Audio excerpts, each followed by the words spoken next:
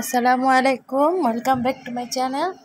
দেশ ও দেশের বাইরে যে যেখান থেকে আজকে আমার ভিডিওটি আপনারা দেখছেন, সকলকে আমি স্বাগতম জানিয়ে শুরু করছি। ইরশাদ কিচেন থেকে ইরশাদ বলছিলাম।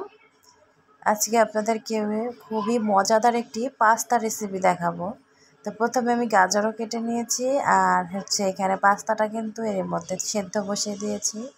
একটু সামান্য লবণ এবং তেল দিয়ে পাস্তাটাকে সিদ্ধ করে নিতে হবে।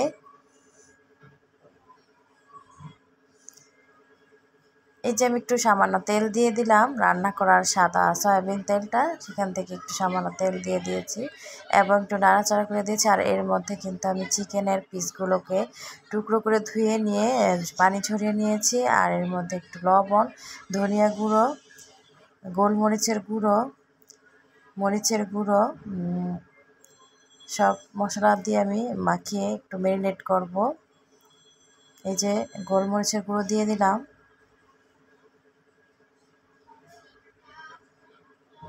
দিয়ে দেব সামান্য পরিমাণ সয়া সস, টমেটোর সস ও কর্নফ্লাওয়ার। এগুলি সব কিছু দিয়ে একসাথে আমি মিশিয়ে নেব।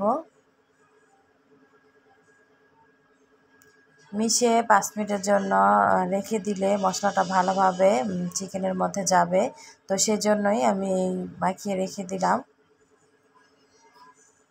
আমার কাছে মনে হলো আর একটু কর্নফ্লাওয়ার দিলে ভালো হয়, তো এখন কিন্তু আমি আর একটু কর্নফ্লাওয়ার দিয়ে দিলাম। আর এই যে একটা কড়াই বসিয়ে তেল দিয়ে দিয়েছিলাম আগেই। তেলটা গরম হয়ে গেলে পরে তারপর কিন্তু আমি চিকেনের টুকরো করা চিকেন ম্যারিনেট করে রেখেছিলাম সেগুলো কিন্তু দিয়ে দিলাম। দিয়ে দেওয়ার পরে যে গাজর, এখানে ক্যাপসিকাম ফ্রোজেন করা ছিল সেখান থেকেই দিব।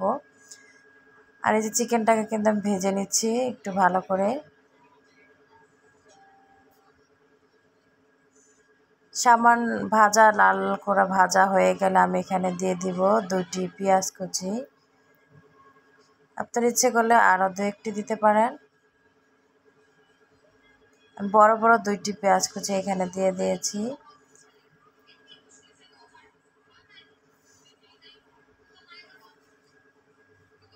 পেঁয়াজটা দেওয়ার পরে আমি 2-3টির মতো কাঁচামরিচ কুচি করে তারপরে এখানে এর মধ্যে দিয়ে দিলাম। এভাবে দিলে ঘ্রাণ এবং ঝালটা খুব ভালো হয়, ভালো লাগে খেতে। আর এই যে এখন কিন্তু গাজর কুচিটা দিয়ে দিলাম। এবার গাজরটাকে ভালো করে ভেজে নেব। গাজরটা সেদ্ধ হতে কিন্তু একটু সময় লাগে, তাই এভাবে প্রায় 10 মিনিট আমি কিন্তু ভেজে হালকা সেদ্ধ করে নেব। তারপর কিন্তু লবণ দিয়ে দিলাম। 10 মিনিট পর এরপরে কিন্তু একটা ডিম দিয়ে দিলাম। ডিমটা দেওয়ার পরে আমি কিন্তু ভালো করে একটু যে হওয়ার জন্য একটু 2 মিনিট সময় দিতে হবে। যখন দেবো ডিমটা একটু হয়ে আসছে তখন কিন্তু এভাবে ভেঙে দেব। আর যেহেতু এর মধ্যে আমি চিকেন দিয়েছি তাই ডিমের পরিমাণটা একটু কম, একটা ডিম দিয়েছি।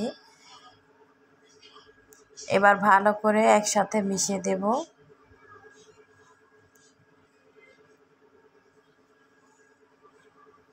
নেড়ে চেড়ে যখন দেখবো সবজিটা একেবারে সেদ্ধটা হয়ে গিয়েছে, ভাজা হয়ে গেল, তারপরে কিন্তু আমি এর মধ্যে এই যে আরও একটু নেড়ে ছেড়ে দিলাম। এর মধ্যে ক্যাপসিকামটা দিয়ে দিলাম, যেহেতু ফ্রোজেন করা ক্যাপসিকাম।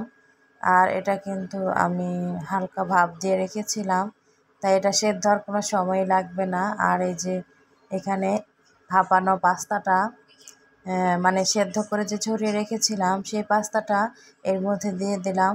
এবার ভালো করে নেড়ে চেড়ে মিশিয়ে নেব। মেশাতে তো একটু সময় লাগে।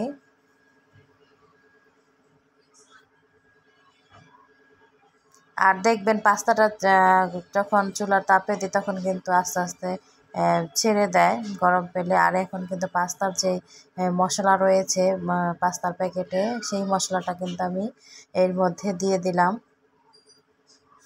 দিয়ে আবার ভালো করে মিশিয়ে দেব। এবার আমি এই যে একটা পাত্রে 2 চা চামচ পরিমাণ সয়া সস এবং কিছুটা টমেটো সস, এটা আপনারা বেশি খেতে পছন্দ করলে বেশি দিতে পারেন। তারপরে এখানে কিন্তু কর্নফ্লাওয়ার দিয়ে দিলাম 2 চা চামচের মতো। কর্নফ্লাওয়ারটা দিলে একটা সুন্দর গ্লেসি ভাব আসে। তাই আমি দিয়ে দিলাম। এখন যে ব্যাটারটা তৈরি করলাম এটা ঠিক লাস্ট পর্যায়ে দিতে হবে, তাহলে খুব সুন্দর ভালো লাগে পাস্তাটা খেতে, খুবই মজাদার হয়ে থাকে। আপনারা চাইলে এভাবে করে দেখতে পারেন।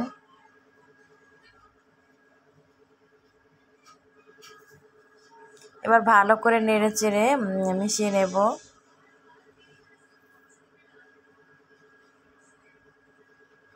এখন কিন্তু নাড়াচাড়ার উপরে রাখতে হবে।